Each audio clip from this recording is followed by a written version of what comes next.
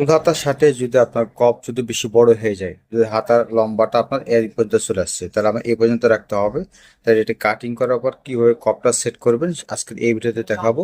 তো চলুন কিভাবে কপটা সেট করতে হয় সেটা আপনাদেরকে দেখাবো। তো বন্ধুরা, এখানে দেখতে পাচ্ছেন যে কপটা আমি লাগাবো এবং অ্যাডজাস্ট করে লাগাতে হবে। এই দেখুন, এই শিলাটা একইভাবে শিলাটা দিতে হবে।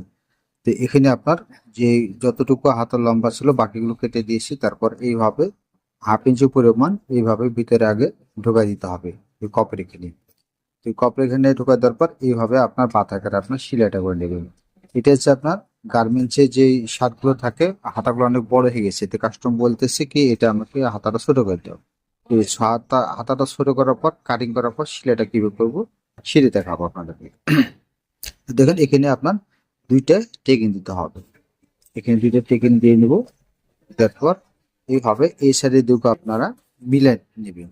প্রথমে আপনারা চাইলে আপনার চকের দাগটা দিয়ে সমান করে দিতে পারেন, তাহলে আপনার এখানে ঘুষ পড়বে।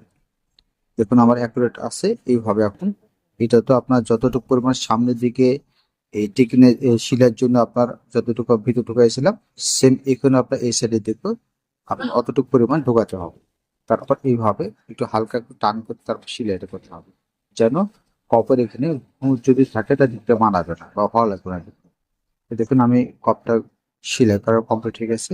তো আপনারা চাইলে এইভাবে রেডিমেড এই শার্টের এই কপগুলো আপনার হাতা বড় হয়ে থাকলে আপনারা এই হাতাগুলো কাটিং করার পর এই কপগুলো জয়েন করে নেবেন এইভাবে।